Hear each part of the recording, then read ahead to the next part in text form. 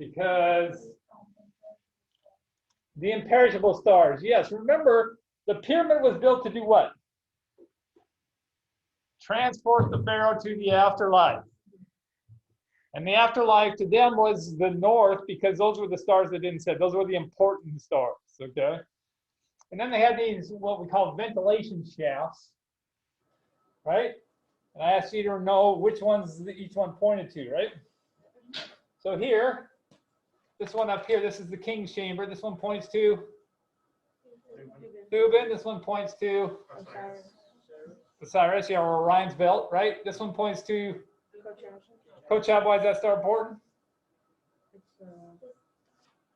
one of the ones along the line. Yeah, Kochab and Mizar were the two that used to align the pyramids, right? When the line went right straight through them. And then the other one from the king's chamber to the south was Isis, which is the star Sirius, the brightest star in the sky. All right, good. So is Queen the top or the middle-ish? The queen is this one right here. Okay. This is the king's chamber here. Truth is, we don't even know if the queen was put here. This is what they're calling it. We think the king, we got an idea the king was here. All right, that's about as far as we know. There were chambers that they were building down here and they gave up on. So, you know, in the 20 years you were building, they were probably digging these out and they said, no, we're changing our mind. We're not going to be buried down here. We're going to be up here. And so they built these chambers in. And I showed you, this is the grand gallery where the hallway gets really big. That had to be built in as they were building it. It wasn't built afterwards. All right. Next thing we want to talk about with the pyramids is the Sphinx.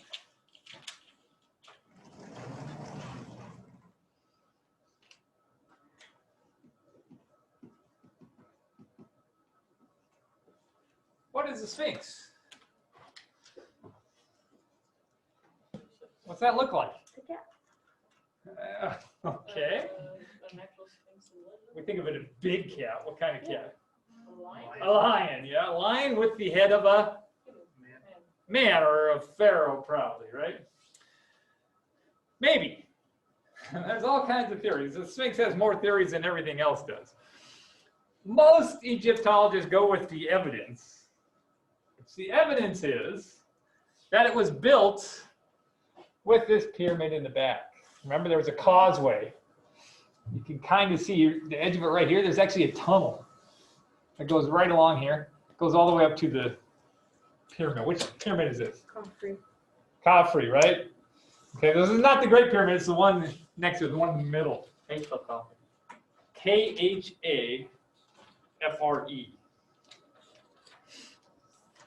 And so we think that was it. Now, the interesting thing about the Sphinx, it was not built by bringing stones in and making it there. It was actually carved out of the rock. So the rock level here was higher than the top of the Sphinx. But they were taking rocks out of there. They were cut out the stones that they were using for building the pyramids. And so they had lowered essentially the ground level. Well, they had this huge area there, and so they just carved this giant sculpture right out of the bedrock, which in that case was sandstone. That's what this mostly is under there. And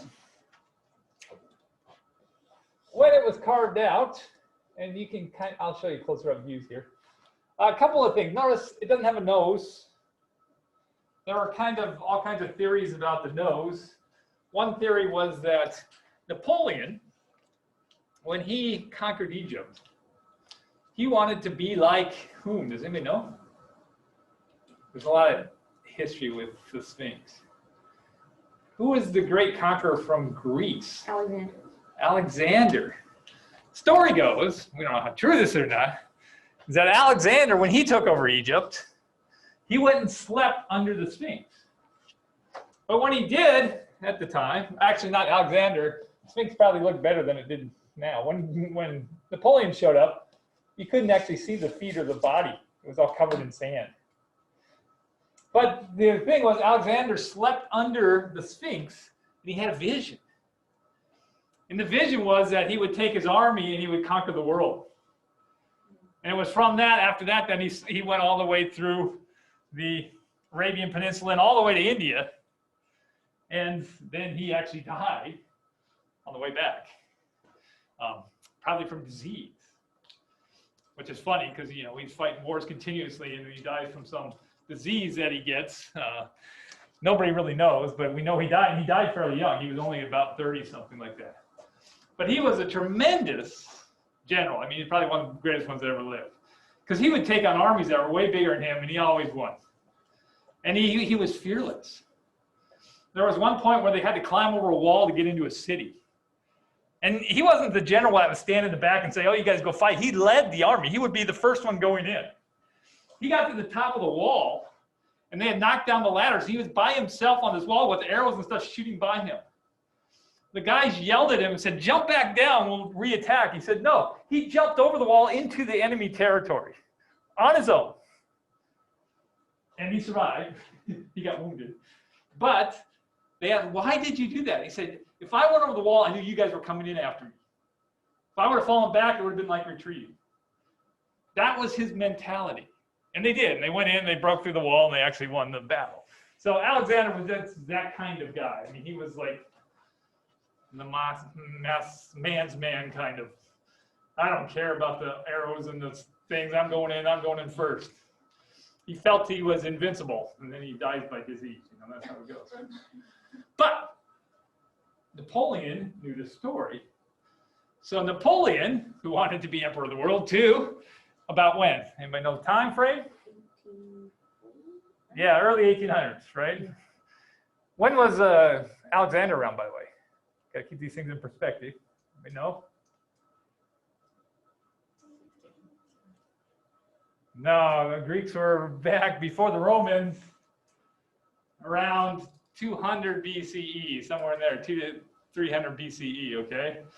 All right? The Romans then took over, conquered the Greeks, and then the Romans pretty much ruled the whole European thing all the way up until, 1500s. They just kind of faded away. There wasn't a like, oh, the Roman Empire ended. It just kind of faded into medieval times, broke into feudal states kind of thing. Okay. You're getting your history of the world now too, right? All right, so Napoleon came here, slept under here too. We don't know. Napoleon claims he had a vision, but he never told anybody really what the vision was. So we don't know if his vision was to conquer the world or not, but he went and did that just because of that. Well, to get back to the story of the Sphinx, 200 years later, when they came and looked at the Sphinx again, they said, oh, look, the nose is gone. The nose is gone because Napoleon's soldiers shot the nose off while he was there. We don't think that's true because there are accounts of travelers that went and saw the Sphinx from several hundred years before that said the nose was already gone. So it wasn't the Napoleon soldiers, but that legend's still around, and people will still tell you, oh, it's Napoleon. No, that's not true. In fact, it may have happened right away when they built it. It may have, the nose was so much weight that it may have just broken off right away. We really don't know for sure. Okay? There are some people that claim that, oh, because of erosion on this, that, oh, this was built like 15,000 years ago, long before Egypt was really safe. And it's like, no, that doesn't actually hold any water at all. They didn't get it right. If you look at it, it actually is the same time as they were doing all the building projects. Okay? Which way is the Sphinx facing? East. So it faces across the Nile. It's looking over the valley. Right? All of the pyramids are on the west side of the Nile. Okay? They think maybe that the reason that was built there, nobody really knows, was to guard the pyramids or guard the tombs of the pharaohs. Some say it resembles their god Horus, or Horus in the morning, which would be rising in the east. Again, we don't have anything written on it, so these are all speculations, okay? Many people also say, oh, this is a pharaoh. Well, if it's a pharaoh, then you make the likeness to a specific pharaoh. And they're like, well, what pharaoh was that? You have no idea. It could have been Pharaoh Khafre for that tomb, or it could have been any pharaoh, or it could have been, some people speculate, if you notice the head of the pharaoh is actually slightly small compared to the size of the body, that it might have been carved as a giant lion, and then later carved into the head of a pharaoh. Probably not likely because this creature, the half lion, half head, sphinx creature, there's lots of sculptures like that all over Egypt. Now, most of them are like the kind you put outside your fancy library, you know, the rocks. And you see that if you go to the museum, the Egyptian Museum in Cairo, there's lots of them. Lots of, I mean, like 20 of them at least, and there's probably hundreds of them all throughout Egypt. So this was a very common figure. And it was always a lion in a sitting position with the head of a pharaoh. All right, more history of the Sphinx. This is a painting, obviously, because this is long before pictures, of supposedly Napoleon coming upon the Sphinx. Notice the nose is already gone. And the Sphinx is buried up to its shoulders in sand. That is true. It wasn't until the late 1800s they started to excavate it. Then they excavated even more in the 1900s. And then they finished excavating in the middle 1900s all the way down. So back in that time, they didn't even know that it had feet or anything else. It was a head sticking out of sand. This is very inaccurate, though. I showed you the pictures in the background. And if the Sphinx is this way, behind it, this should be pyramids and desert and stuff. This is supposedly his army camp down here, but they got it the wrong direction. But we think whoever painted this, I'm not sure who the guy is, never was in Egypt. Just heard the story and just painted it. So, could be. All right, so this wasn't partially excavated. This is in the early 1900s when they started to dig out the sand. Because over thousands of years, the sand blows around, and because it's a hole, it's down low, the sand just starts to fill up. Over thousands of years, it was totally filled up to its neck. And then they started excavating, and they found the feet, and then eventually they excavated the whole thing. Also notice here at this point, this is way back in the early 1900s, okay, is that there shows nothing else around any of these, right? It hasn't become excavated and studied and become the big tourist thing that it is now. It's one guy in a camel. All right. Remember I talked to you about restorations and archaeologists' view on restorations. Well, back in 1925, they didn't have the same opinion. And so they said, oh, we got to restore this because it's falling apart. So they started to restore it. Especially back here, you see they're putting bricks around the outside. Was this made out of bricks? No, it could have been, but that's not how they made it. You know, you could have made a whole bunch of bricks and carved the bricks, but no, it was carved directly out of the bedrock. And so putting these bricks over it, they think is helping it, but it actually is not a good thing. From a scientific thing, it's a disaster. You're destroying it. You're making something worse. You just got to leave it the way it is. Here it is now. This is a picture I took. They let you get right down here, right in it, which is cool. In fact, you can go right inside between the two arms sticking out. Arms, paws, whatever they are. Look, these are all bricks. And there's more bricks back here. That's covering it up. And the rest of it, this part has not been covered up, and you see how uneven it is. That's uneven erosion over many years. It was probably nice and smooth, but over the years, it erodes unevenly because the ground is not all the same strength. So wherever the ground is stronger, it sticks out a little bit. All right, last thing we're going to talk about the pyramids is you probably have heard this. Have you heard that some people claim that the pyramids were lined up with Orion's belt?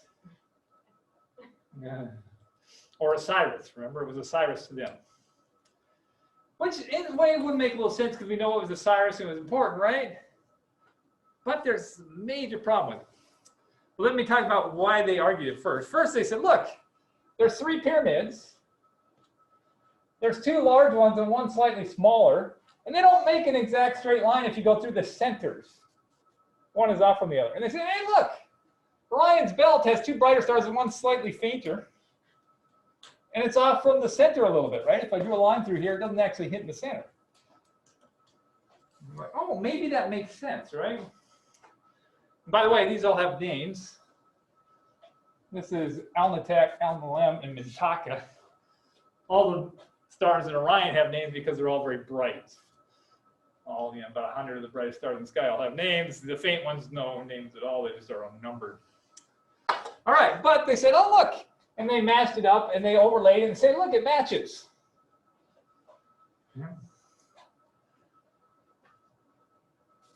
The public thought this was great, and they actually put out like a show on the Discovery Channel or something like that, made a big deal out of it.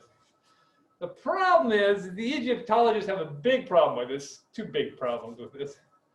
First of all, Orion has more stars than that, right? Or Osiris. It has the 3 belt stars. And it has 2 stars here, 2 stars here. Why wouldn't you put pyramids out there too? There are none. Second, the most major one is, what's wrong with this picture? Which way is north? Which way is north here? Do you think the Egyptians would get that wrong? A culture that's obsessed with direction? I don't think they would get north and south flipped. I just don't think that would ever happen. And nowhere was it written. Remember, we have writings from them that they were trying to mimic this. Written nowhere, and none of the tombs, nowhere they could find. I think it's just one of those things, if you put 3 things in a line, people are going to think it's Orion Belt. Okay? And I told you we have a reason why they're offset. It's because we always looked at the center, but they didn't care about the center. What did they look at? They look at that corner there, that corner, and that corner. That makes a perfect line. Because when you're building on the ground, you don't see the tops, but you see the corner. In fact, back in the old days, when they were building new buildings, they would do a cornerstone. They would put one stone down because that was the one that you measured the building off of. And it was always the same one. That goes all the way back to the Egyptians. And we know this was the corner they built from. That corner there. That was the one that they did all the alignments, and then the rest of it was built off of that. So I'm not saying it's not Orion's belt. I'm just saying that most true archaeologists and Egyptologists don't believe it. Could be, we just don't know. Okay? They're just not. The only evidence they have is that, hey, it lines up a little bit. Yeah. And didn't you say, like, for the Egyptian constellation of that one, it's not even a belt, it's just part of the whole picture? It's this with a few more stars down here. They don't use the top. Right. But you still don't see any pyramids down here. You're right. So it's not as significant as, like, the belt of Orion. Right. It's a different shape entirely. Right. Now, what's funny, we'll talk about this later when we talk about Egypt. We'll come back to Egypt when we talk about the gods and stuff, and we talk about their constellations. Many of their constellations are exactly the same as the Greeks. In fact, we think the Greeks stole them from the Egyptians. And we have accepted the Greeks as our standard 88 constellation. Well, most of them. Remember, I told you the Southern Hemisphere are more modern. But so a lot of them are the same. But then the Egyptians had other things like a hippopotamus and a leg of a bull and a few weird things that we didn't have. But some of them were exactly the same as we have now. Any questions about the Egyptian pyramids? We're moving on. How about the coordinates? I mean, like they say they're like exactly lined up with the speed of light. The speed of light? Yeah. Oh, I had heard that. You mean the ratio of them or something like that? Like speed of light is like 299, 792, 458, and something like that, and the coordinates are like exactly the same. Yeah. Do I put a lot of stock in those things? No, and I'll tell you why. Because if you look for numbers and you say, oh, this side has, 783 and 783 is important. You know what? That's in our units. The Egyptians didn't use feet and inches and all those kind of things, right? They didn't use longitude and latitude. They didn't have degrees. Well, actually, we got the degrees from them. But yeah, so we don't think that was part of it. But people do that all the time. They try to do the ratio of the number of levels to the side and those kind of things. Maybe. I don't know. I got to admit, I am not an Egypt expert. You can spend your whole life to be an Egyptian expert. All I do is care about their astronomical alignments and what they did. So that's a very tiny part of their Egyptian life. I find it fascinating, but I don't claim to be an expert. I'm an astronomer. All right. Any other questions that I can't answer? For a while there, few years ago on the Discovery Channel. Like every month they would have a different thing about the Egyptian pyramids and some other theory. But they never really had actual experts, you know, just somebody that said, oh, hey, what about this? And they didn't really fit the data lots of times. You got to remember also, I'm a scientist. So I'm very biased towards things that actually have evidence and data. All right, we're jumping completely. We're jumping to the Pawnee. Where the Pawnee? You know. What? Native Americans, yes. Where? Oklahoma. Indiana. Oklahoma, Indiana, yeah, actually the center of the Great Plains area. Good, good. Most people, when I say Pawnee, they're like, oh, I heard about that on Parks and Rec. But no, they're a real tribe of Native Americans. And this is where their area was. Jump over here to the Pawnee. We think, again, there's a challenge with North American history, more so than European, is there were some massive cities and all kinds of culture and stuff like that. Back about, 500 to 1000 CE, there were these huge cultures over on the Mississippi, over here on this side, where they built giant mounds. The mounds and stuff are still there. Cities of 50,000, stuff like that. When DeSoto showed up in the 1500s, early 1500s, he went through 4 or 5 different giant communities, and there was royalty and all kinds of things. But that was pretty much the end of it. And by the time that happened, the 1500s, when the Spanish started coming, the conquistadors, which were just the most evil people on the earth. I mean, they would enslave and kill and stuff just because all they wanted was gold, and they would just run over anybody that they didn't like. But then they got decimated by European disease, specifically like smallpox and influenza, that by the time of the 1700s, all of the Native Americans, instead of being in these urban things, had fallen down really to small tribes and gone back to a real subsistence type living. Completely backwards from a very civilized societies, which they were at one time. And you can think of it like down in the Mayan people where they had the giant cities and all that. Well, that influence actually stretched all the way into the United States back in that time. So people like to think of all the people here, the Native Americans here, as being very unsophisticated, being uncivilized. No, they actually kind of became that. They were actually better before that, or more civilized. I don't know that it's better. I don't want to put any judgments on it. But things had changed, okay? But the Pawnee, we think were around from around 1200 up to the 1800s. And then by the time you got into the 1800s, especially the early 1800s, the American settlers started moving in, and they just kind of, again, moved them, and then incorporated them, and then pretty much put them on reservations and then wiped them out. Yes, more bad things. But the Pawnee were in this region. The green parts, these are all related to the same group of people. It's kind of like you can have, like we're all Americans, but then we have Texans, okay? But as a unity, we're still think of ourselves together. Now, when you get up to here, you get into the Sioux Nation. In fact, that's what Dakota is, the Dakota Sioux. That's why there was the North and South Dakota. But even the Sioux Nation was huge, and it had many different groups in it, too. Most people know the Sioux because they were the ones that wiped out Custer. You guys learn any of this American history? Well, I wonder about schooling nowadays, because these people come out with high school degrees, and I ask them about things, it's like, you didn't learn anything? They're like, no, I got a degree from Texas. I don't know. Maybe I have just too high a standards. And they were in this area right here. Down here, where we live, what was the main tribe? Does anybody know? Cherokee?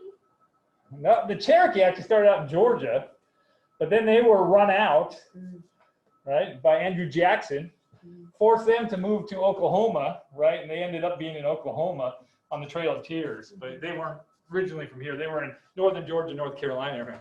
No, it's the Caddo. Like you've heard of the Caddo mills and that? That's because it was the Caddo people that lived down here. There were other ones, but that was the main one around us here. We really are looking at a very specific part of the Pawnee. We're looking at the Skiddy Pawnee, if you want to be technically correct. But for this class, just call it the Pawnee Indians, okay? Or, I'm sorry, Pawnee Native Americans. Indians is a bad term. When you grow up with things, sometimes you slip. All right. What makes them interesting from an astronomical point of view is their Earth lodges.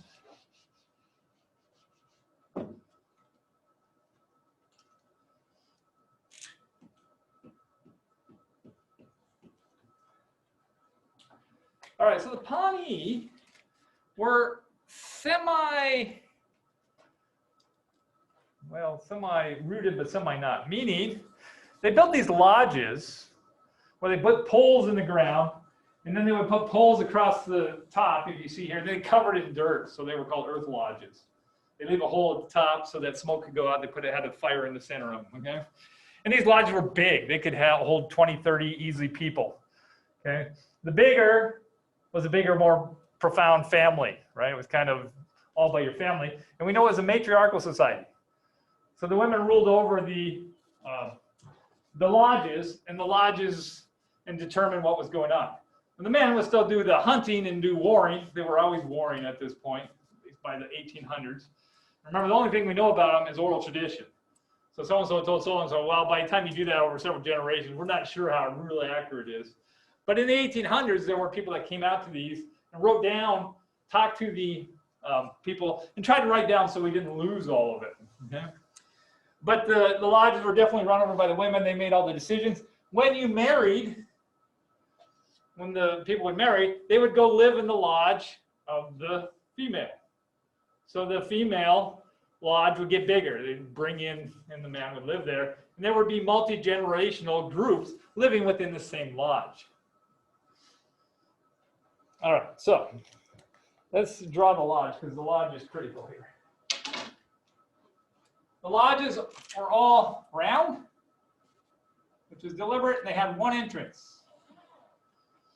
And the entrance faced east. So the entrance is to the east. They were deliberately round because they were trying to mimic the earth meeting the sky, which is why we talked about this dome over your head. That's what their earth lodge was supposed to symbolize.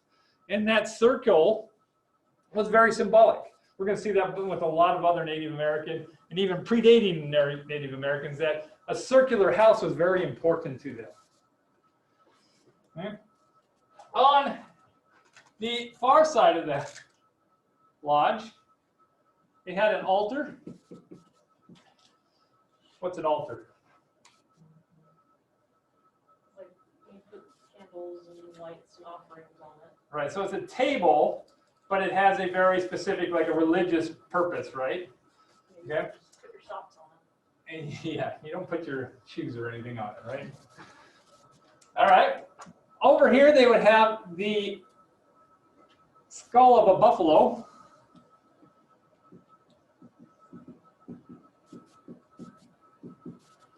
And they would have a packet, like a religious packet or bundle, I think they actually call it, a religious bundle.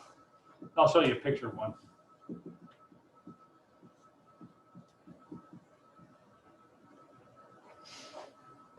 Notice what side of the lodge it's on. It's on the western side. This is all important because cardinal points mean a ton to these people. So this is on the western side. Okay, always on the western side. In the middle, there would be 4 posts. There might be more, but there were 4 main posts that they painted. And they would be painted different colors, and the colors were out, scheme was always the same. This post up here was yellow. This one is black. This one is white. This one is red. And there were 2 posts at the entrance.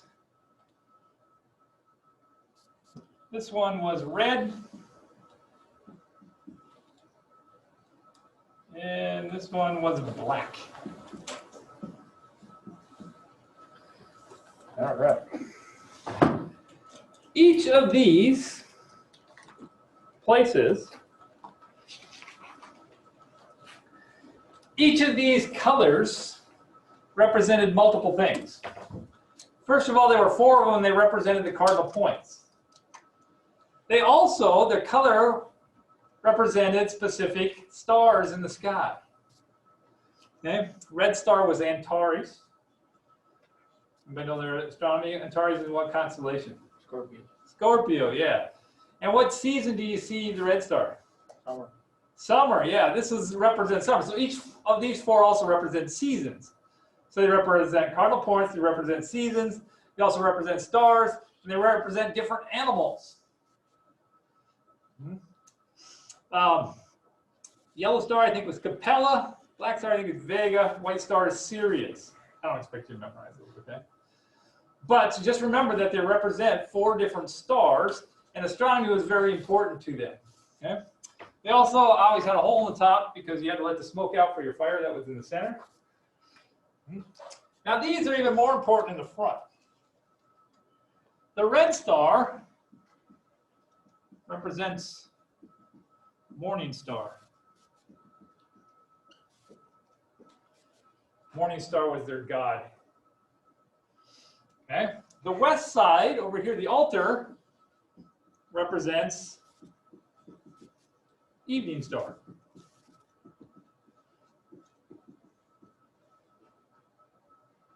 Which was their goddess, female goddess, right? All right. Typical of most creation stories, or hero stories, morning star wanted to lie with evening star. Yeah, the prince wants to get the princess. It's all the same, right? The same story over and over again. But to get there, he can't just go. He has to overcome all these trials she keeps sending at him. And he has to defeat major animals, cross great rivers and valleys, and do all kinds of things to accomplish getting to evening star. That's why these represent different animals. These posts in here, these are representing the trials that morning star had to overcome to get to evening star. Now, he overcame all these trials, got the evening star. They had a child. From that child, that female child, all of the Pawnee Indians were born. That was their creation story. So their lodges, like many things that we're going to study, represent their creation story. And what I'm saying is, and what's so different about nowadays, and we have to think like people in the past, is nowadays we separate religion and school and work and play. To them, there was no separation. Everything was religious. Everything had meaning or significance to their stories and their lives, their way that they do it. They didn't compartmentalize like we do nowadays. All right, so here are earth lodges, and you see this is an actual picture. They still existed. What do I do with my meter stick here? They still existed in the 1850s and 60s when they started taking pictures. All right, you notice they made them strong. You could walk up on top of it, and it was nice because most of these were out in the plains there, where it's pretty flat, like around here, and you get up a little higher, you can see better, right? So that's where you could watch what's happening. What are these? Bamboo. No, there's no bamboo in North America until they brought it over from China in the 1900s. Now you see it around, but back then there was none. It was not native to here. What else? There's no way it's like weaved grass, is it? No, it's sticks. They're trees. It's that big. But what are they for? Think about your knowledge of Native Americans. What were you told when you were little that they lived in? Teepees. Those are teepee sticks. You're like, what? All right, so what they would do is they lived in these earth lodges, and they had their cities, groups of these lodges.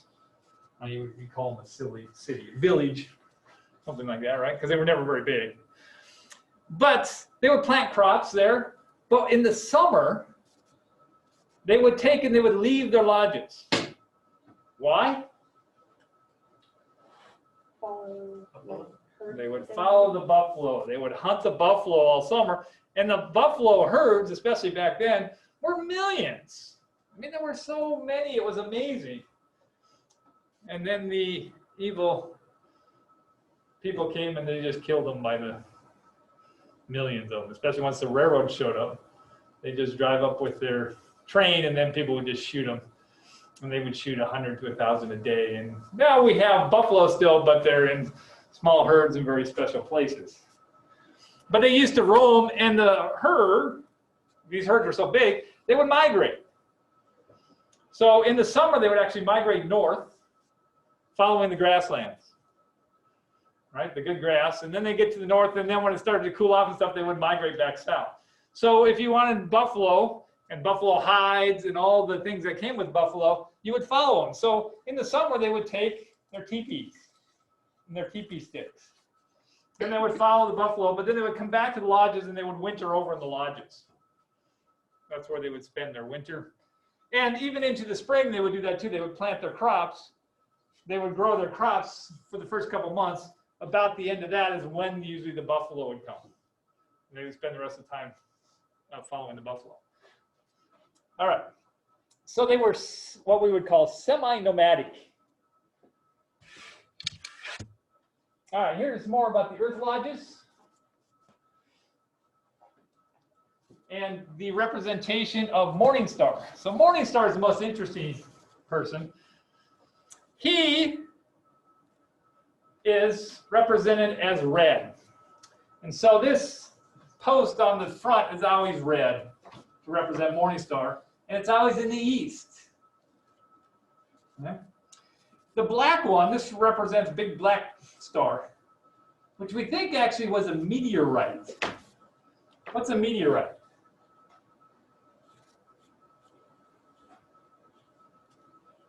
What's a meteorite? Rock from space. A rock from space, yes. Legend has it that one great warrior for the Pawnee was out hunting, and a rock from the sky fell down, and he went and picked it up, and it was black, and so that became the tradition as big black star. Okay. It was a sign. All right. And then evening star is represented by this part. Notice that the beds are around the outside, right here. And everybody would sleep around the outside of these, and some could be bigger and smaller. Like I said, you could fit 20 to 30 people in there in a huge family unit. You better be real friendly. All right. Good. This is their sacred bundle. I put it as religious bundle, sacred bundle, same thing. This is what would be on the altar on this side. Notice it is in here, it depends on the family. They would have their own religious things that are significant to that family group. Just like people nowadays, you have things that are your heirlooms of your family that you pass down to the next generation. Same thing here, but you know, they didn't have things that they made, so lots of it would be like a special rock or a special stone or something that represented maybe where they lived or what happened at one time. Also, you notice, what's this?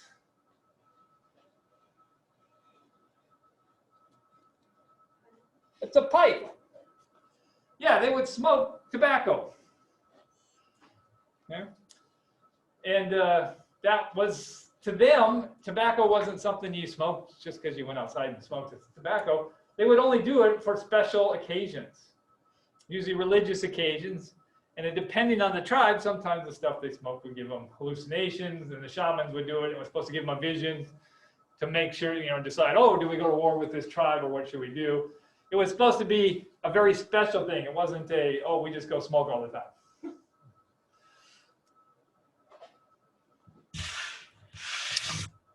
They also were very into the stars.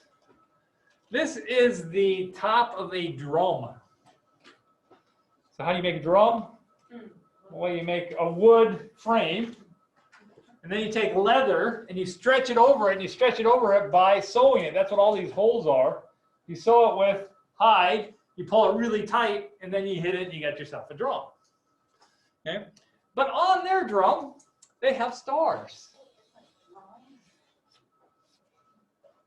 Oh, they have stars, but these stars are in constellations, kind of. Meaning, if you took this and tried to look at the sky, it's not going to match the sky at all. But the constellations they found important are on there, but they're just not kind of right in the right place, and they're not the right size. Yeah.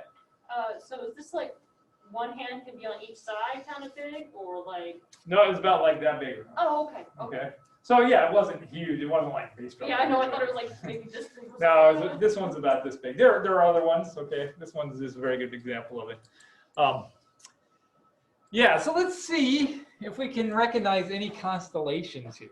First of all, what's this path of a whole bunch of little tiny dots around here?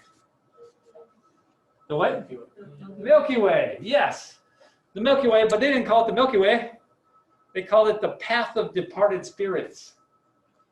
Once you died, you would go up into heaven, and all these Pawnee are walking up through heaven. So the stars represented that, and that was represented by the Milky Way.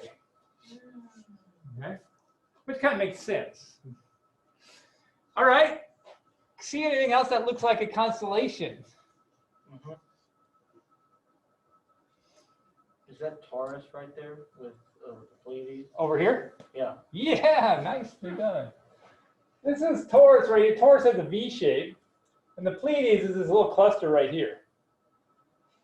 All right, the Pleiades is an open cluster. It's a cluster of stars.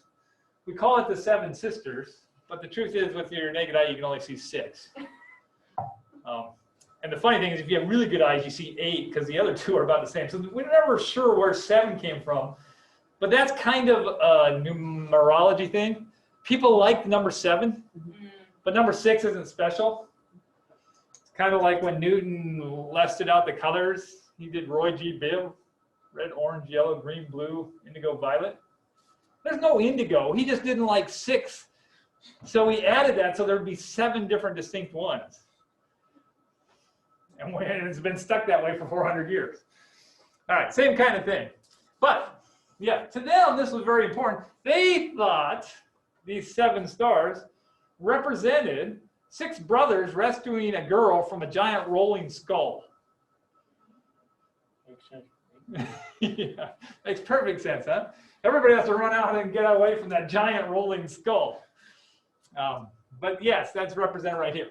This is also important to them because when they saw that through the smoke hole, that meant that it was time for through the smoke hole just after sunset represented time of planting.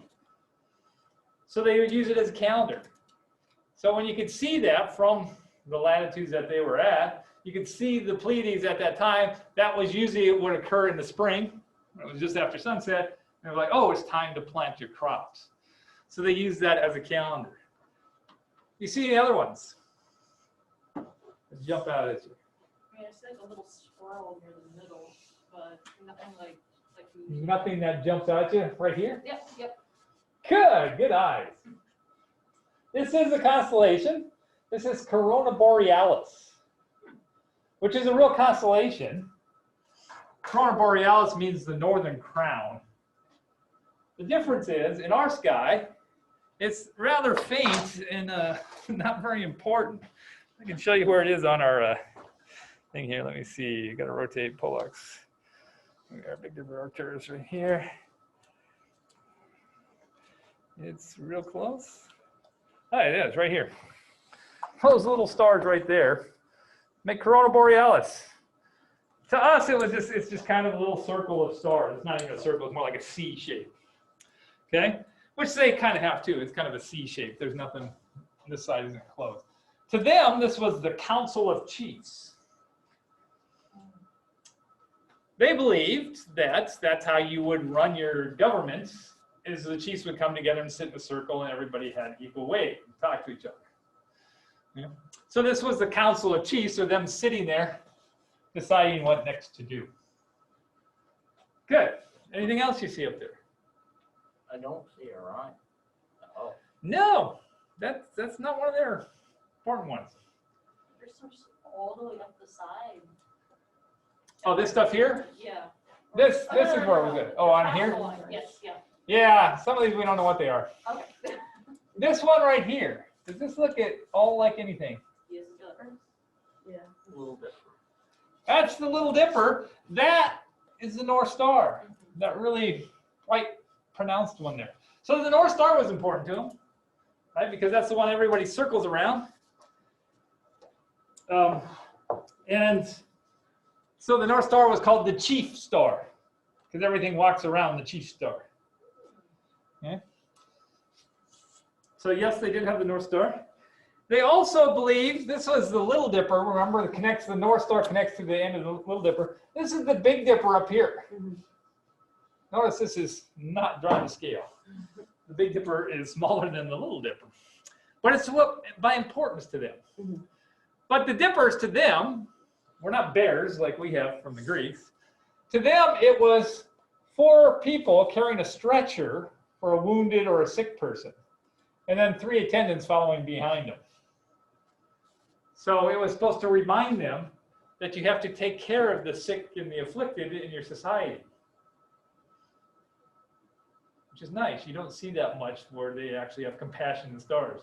Usually it's all about warriors killing things or giant beasts or something, right? Yeah. All right, let me see. What else did we do? We did pretty good. Oh, we're missing one more, but it's right here. These 2 stars right here. This is Scorpio. I know. You're like, Scorpio? I don't see Scorpio. I don't see it there. It doesn't match our Scorpio at all. But what they really cared about was these 2 stars. At the end of Scorpio, the tail of Scorpio, this is why I like teaching in the planetarium, because I would just show you the stars. But at the end of the tail of Scorpio, 2 stars right next to each other. Okay? To them, those 2 stars were called the sitting ducks, or the swimming ducks. Sorry, not sitting, swimming ducks. The interesting thing about them is the heliacal appearance, which is a fancy word for saying that they would rise just before the sun rises. When that occurred, that would occur early in the spring, and it would signify that summer was on its way. When you live in the plain states and winter goes on forever, you look for those things that say, oh, guess what? We might survive the winter.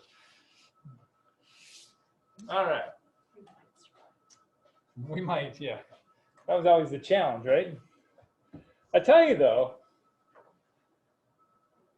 they did very well. And if you read accounts back of early settlers, especially out in the east, where there were certain maidens and ladies, young ladies and stuff, that got captured by Native Americans and went and lived with them. And then they went back to society. Of those, almost all of them actually went back and lived with the Native Americans because they preferred that lifestyle. They don't tell you those things because they don't really want to know it, but they realized after living with them that they really preferred that kind of lifestyle, which was interesting. They were treated well, you know, it wasn't like they were treated badly. They weren't slaves or anything like that. They just were living with them. So, you know, you got to be careful not to judge. One of the problems our society has always had, especially the European philosophy, coming from the Brits, was that, oh, we're civilized and we have to push our civilization on all the rest of the world, and that's the only way that's important. Everybody else is savages. And that was their whole philosophy from the 1600s through the early 1900s of imperialism. We're the greatest and we have to push that on you, and us doing this is actually making you better. And there was no appreciation for the life that they already had.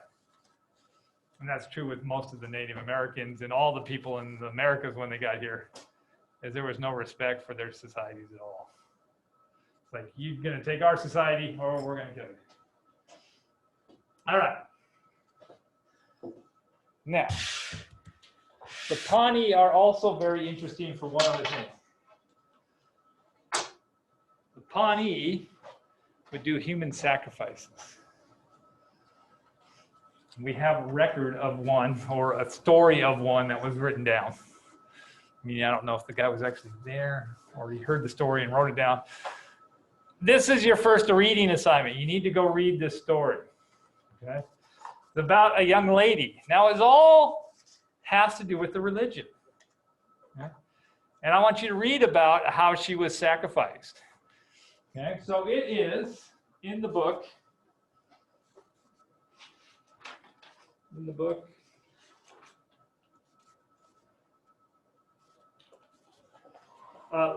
Living the Sky, which is pages 218 to 235. Now, remember, they made this really easy for you. All you have to do is log into D2L, go down to the content and go down to modules, and it'll say extra reading or reading materials. It should be in there because they scanned it in the library, so you didn't even go there. So all you have to do is do that. Okay, I'm going to pass out a homework on Tuesday. It's going to ask you about that. I want to tell you about it a little first. Okay, remember their religion is that morning star had to overcome all these trials to get the evening star, right? So what would happen is occasionally, it wasn't like all the time, but every once in a while, I mean, every so many years, we don't know how many, a warrior, one of the best warriors in the camp, would claim to have a vision that it was time to perform this sacrifice, ritualistic sacrifice. And that was usually signaled by a star being in the sky, because morning star was red, it was represented by a star. Now, we don't know exactly what star that was, but we suspect it was actually not a star at all. We suspect it was Mars, the planet Mars, which was red, which makes sense. So what would probably happen is, you know, Mars and the Earth move around, so Mars ends up different positions at different times. And Mars would be seen in a very specific time of the night, and that would signal this brave that it was time, and it was usually in the fall. And the brave would then go to a neighboring warring tribe, sneak in, and steal or kidnap a young girl around 14, 15 years old. They would bring her back to their camp. She represents evening star. But then they would keep her all winter long. And they would treat her really well. She was treated like a goddess. She was fed well, she was done well. But then when spring came around and Mars was in a certain position again, which is why we think it's Mars, because it like changes position over time, it would come back to a certain position, they would know it was time to have this sacrifice. Now, she was treated well, even up to the sacrifice. They would build a scaffolding, a very specific scaffolding, with all the parts of it being representative of their religious beliefs. And then she was taken there, she was tied up, and then she was shot with arrows, bows and arrows. Okay? But what was interesting, and you'll read more details about it, I'm just giving you the basic stuff here, is she was shot not just by the hunter that got her, she was shot by every single male in the tribe. They would all shoot her with arrows. Not only all the males, but all the boys. If the boys weren't strong enough to pull the bow, the men would help them to shoot her. Okay? We're like, oh, this is horrific. But to them, this was representing their way of life, and the sacrifice that this lady made was to allow them to have good crops and good hunting. She was then taken off the scaffolding, and she was actually cut open so her blood would flow into the ground in a very special pit that they made, and her blood would flow in, and that would make the plants and everything grow. So I want you to read all the details. I just want to tell you about it because I didn't want you to be shocked. And now you're going to go, oh yeah, it is going to be rough. It's a little rough. The sacrifices ended in about the 1830s, 1840s, because by then the settlers had moved into the area, and they're like, no, you can't ever do this again, and so it would all stop. So we essentially have a record of the last one they actually did, a girl named Haxti, H-A-X-T-I. So that's the one.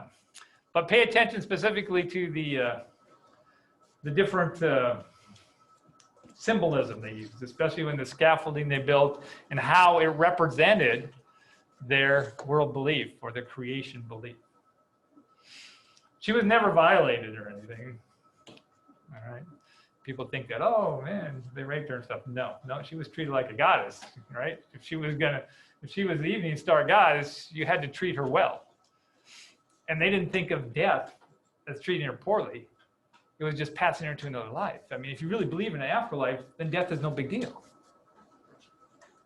Death is only a big deal when you don't, and you think that this is all we got. All right, that's it for today. On that cheery note, we'll see you on Tuesday.